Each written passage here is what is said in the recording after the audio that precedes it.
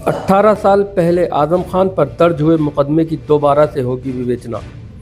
18 साल पहले आजम खान के विरुद्ध थानागंज में एक मामला दर्ज हुआ था। उस मामले में मात्र 3 महीने में ही उस वक्त एफआईआर लगाकर बंद कर दिया गया था। अब इस मामले में पीड़ित व्यक्ति ने दोबारा से कोर्ट में गुहार लगाई और इस मामले की विवेचना दोबारा कराने की मांग की। पीड़ित की गुहार को देखते हुए कोर्ट ने इस मामले की दोबारा से विवेचना करने के आदेश दिए। जनपद रामपुर के मोहल्ला सराय सादत यार खान निवासी जुल्फ़िकार खान ने कोर्ट में एक प्रार्थना पत्र दिया, जिसमें 18 साल पहले उनके पिता अफसर अली ने आजम खान के विरुद्ध 2007 में एक मामला दर्ज कराया था। उस मामले में मात्र 3 महीने में ही एफआईआर लगाकर बंद कर दिया गया था। हालांकि 18 साल पहले दर्ज मुकदमे के वादी अफसर अली की मृत्यु हो चुकी है। अब उसके पुत्र जुल्फ़िकार ने इस मामले की दोबारा विवेचना के लिए कोर्ट में गुहार लगाई। जुल्फ़िकार खान ने कहा 2006 में वे और उनके पिता अफसर अली सेजनी नानकार तूती वाले मकबरे के पास पापड़ फैक्ट्री और सेलर आटा चक्की का व्यवसाय करते थे। उसको आजम खान ने 2006 में जेसीबी द्वारा तोड़वा दिया था।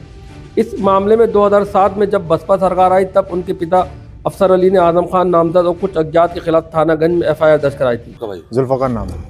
क्या था पूरा मामला, पूरी डिटेल क्या है जो आजम खान किस्सा है? ये आजम खान किस्सा ये 2006 में हमारे यहाँ फैक्ट्री 2004 में इसे आगे तो इन्होंने तोड़ दी थी। फैक्ट्री लगी हुई थी, हमारी धान सेलर था भाई का। पापा ने एफआईआर करा, इसको पापा ने इसको रोका। इन्होंने 5 लाख रुपए मांगे तो 5 लाख इन्होंने हमें बंद करा दिया था। बंद करा रहे थे, पुलिस से उठवा रहे थे। पुलिस ने भाई को हमारा दाब लिया था, पब्लिक ने फिर छुड़ाया था उनको। तो भाई को लिए जा रहे थे ये। तो उसके बाद में इन्होंने इनको तोड़ दिया। फिर तोड़ने के बाद फिर रात में आए थे, ये रात में देखने के लिए खुद आए थे और ख़ुद देख के फिर सुबह को इन्होंने गिरवाया था। सुबह गिरवाया था। गिरवाने के बाद उन्होंने से क्या कहते हैं, फिर ये कह रहे थे बंद करा देंगे, हम बंद करा देंगे, सबको एफआईआर कराएंगे, इसके झूठे मुकदमे लगाएंगे, झूठे मुकदमे लगाएंगे। कभी लड़की किसी केस में, कभी किसी केस में धमकियाँ आने लगी। तो सियाग पे उसके बाद में जब मायावती की सरकार आई तो हमारे पापा ने एक्शन लिया, इंसाफ के लिए एफआईआर कराई। जब एफआईआर कराई तो इन्होंने 3 महीने बाद से क्या कहते हैं उससे मायावती सरकार चली गई। इन्होंने आला हसन साहब से फाइनल रिपोर्ट लगवा दी।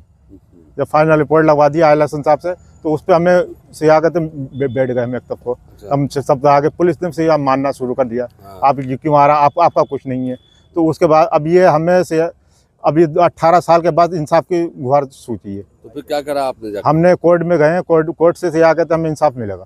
तो कोर्ट में गए तो क्या कहा कोर्ट ने? कोर्ट ने ये कहा आपको इंसाफ मिलेगा और से क्या कहते हैं आपके साथ सुनवाई होगी, दोबारा विवेचना का आदेश हो गए। आदेश हो गए।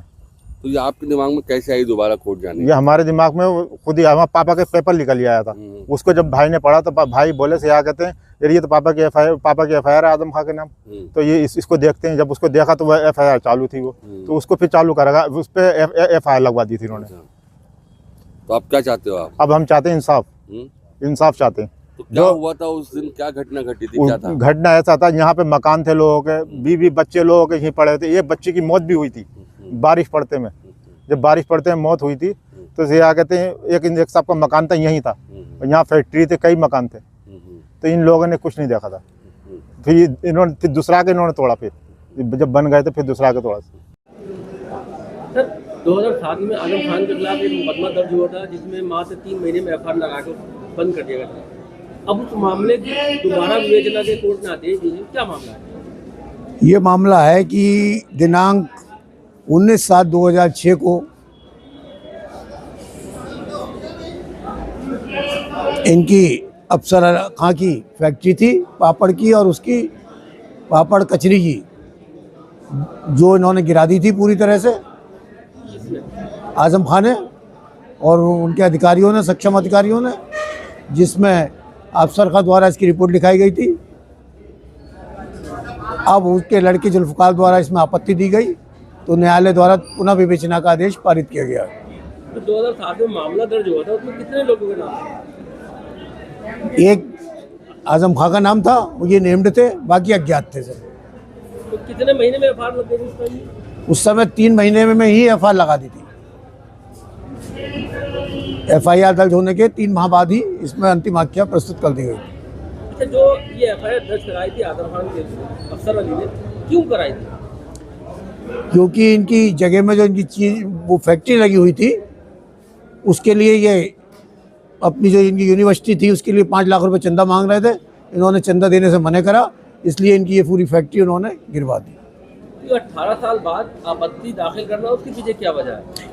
ये है कि ये ऐसी फाइल चलती रही, इस बीच इनकी मृत्यु हो गई।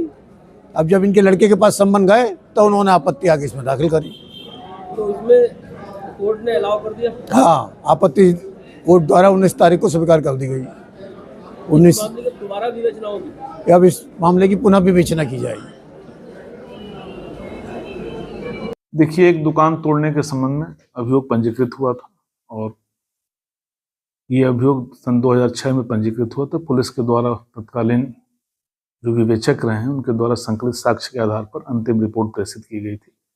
माननीय न्यायालय में विचारण के दौरान वादी के द्वारा दिए गए प्रोटेस्ट पिटीशन के आधार पर माननीय न्यायालय द्वारा पुलिस द्वारा प्रेषित अंतिम रिपोर्ट को अस्वीकृत करते हुए अग्रिम विवेचना के आदेश दिए गए हैं।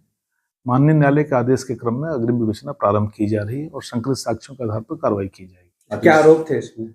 इसमें दुकान तोड़ने इत्यादि का रंगदारी मांगने, इस तरह के आरोप लगे हुए थे। इसमें क्या आदेश मिला आपको?